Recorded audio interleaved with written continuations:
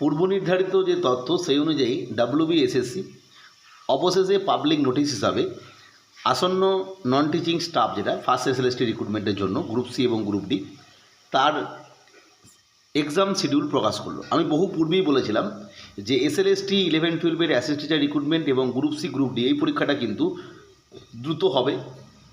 যে সমস্যাই হোক না কেন পরীক্ষাটা কিন্তু হবে এবং তার পরবর্তী সময় নিয়োগটাও তাড়াতাড়ি হবে। অন্যান্য পরীক্ষার থেকে যেগুলো ফ্রেশ পরীক্ষা হচ্ছে আমরা জানি, আমি বহুবার বলেছি অন্যান্য পরীক্ষা কিন্তু ভোটের আগে হবে না, শুধুমাত্র WBSSC group C group D হবে। এবং সেই অনুযায়ী তোমরা দেখেছিলে যে গত 2-3 দিন আগে অর্থাৎ সম্ভবত 14 জানুয়ারি থেকে একটা তথ্য প্রকাশিত হয়েছিল যে বিভিন্ন স্কুলে, কারণ আমি নিজেই প্রকাশ করেছিলাম যে এই সংক্রান্ত যে ইন্টিমেশন এক্সাম কনফার্মেশনের জন্য সেটা কিন্তু প্রকাশিত হয়েছে এবং আমি দেখিয়েছিলাম।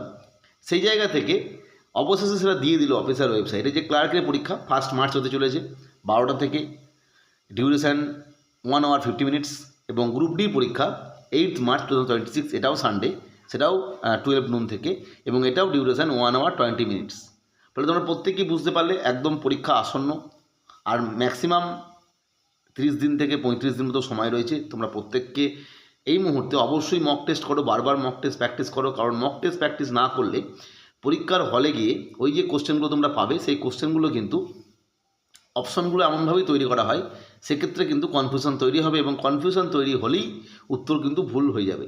বলে অবশ্যই প্র্যাকটিস করো, মক টেস্ট করো। তোমাদের কিন্তু মক টেস্ট প্র্যাকটিস করলে তবেই কিন্তু কোনো পরীক্ষার পাস করার ক্ষেত্রে কার্যকরী। ফলে অবশ্যই মক টেস্ট প্র্যাকটিস করো।